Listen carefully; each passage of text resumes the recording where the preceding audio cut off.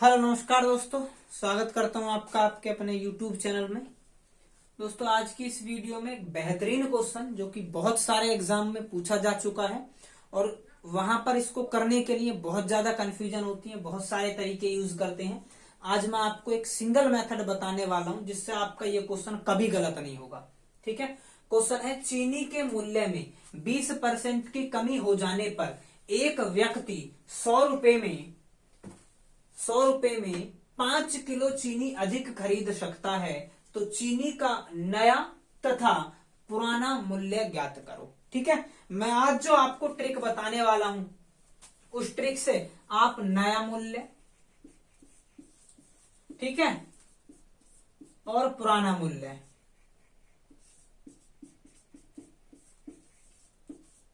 नया और पुराना मूल्य दोनों एक ही ट्रिक से निकाल पाओगे, बहुत ही आसान तरीके से। ट्रिक क्या, पूरा कंसेप्ट होगा मेरे प्यारे दोस्त।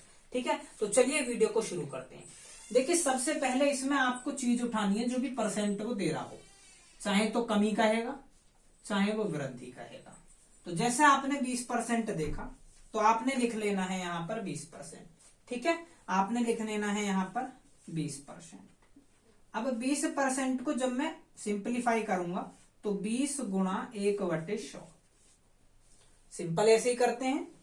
तो 20 से जब मैं इसको काटूंगा तो ये वाली जो फ्रैक्शन बन जाएगी वो बन जाएगी 1/5 की। बोलो बात क्लियर है क्या? 1/5 फ्रैक्शन बनेगी।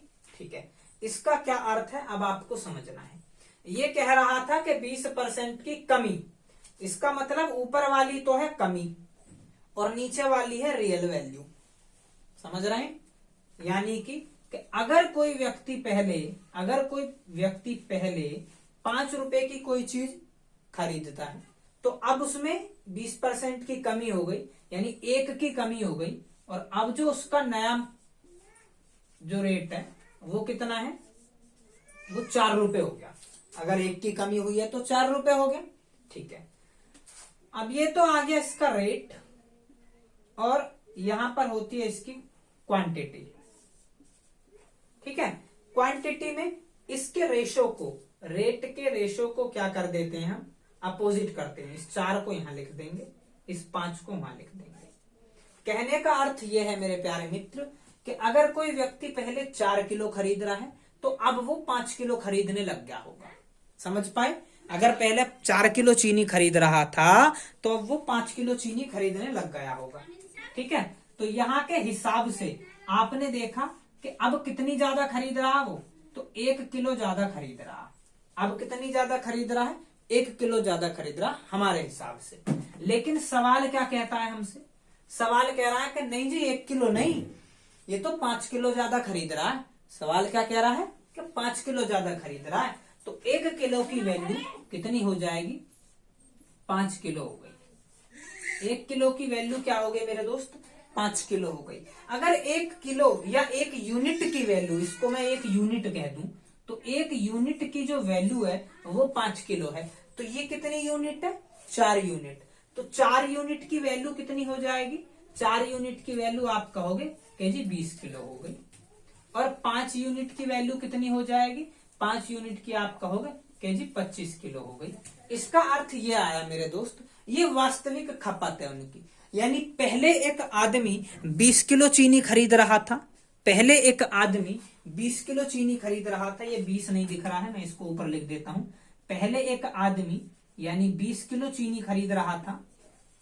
ठीक है, और अब वो आदमी कितनी खरीद रहा है, 5 किलो ज्यादा। इसका मतलब अब कितनी खरीद रहा है, 25 किलो खरीद रहा है। लेकिन रुपए पहले भी 100 ही खर्च कर रहा था और आज भी 100 ही खर्च कर रहा है। तो अब नया और पुराना मूल्य निकालने में मुझे कोई दिक्कत नहीं आएगी। भाई मैंने कहा कि भैया 100 रुपए लेते हैं हम, मैं पहले 100 रुपए नया जो मूल्य है 100 रुपए खर्च कर रहा हूं मैं, और कितनी चीनी खरीद रहा हूं, 25 किलो। तो 25 से सीधी सीधी भाग लगा दूंगा, आंसर आ जाएगा कि भैया 4 रुपए पर केजी मूल्य आ गया। नया मूल्य कितना आ गया मेरे भाई, 4 रुपए किलो आ गया नया मूल्य। 4 रुपए किलो आ गया नया मूल्य। आपको दिखाई नहीं दे रहा है, उधर शायद कट गया है, मैं यहां लिख देता हूं इसको। ये आ गया मेरे भाई 4 रुपए पर केजी नया मूल्य। ठीक है, ₹4 पर किलो आ गया नया मूल्य। पुराना अगर पूछ ले तो पुराना आ जाओ, पहले भी 100 रुपए खर्च कर रहा था, लेकिन पहले वो 20 किलो सामान खरीद रहा है बस, तो 20 किलो से भाग लगा देंगे। पहले ₹5 पर केजी मूल्य था, पहला मूल्य कितना था मेरे दोस्त, ₹5 पर केजी। ₹5 प्रति किलो पहला मूल्य था, पुराना मूल्य, और ₹4 पर केजी था नया मूल्य।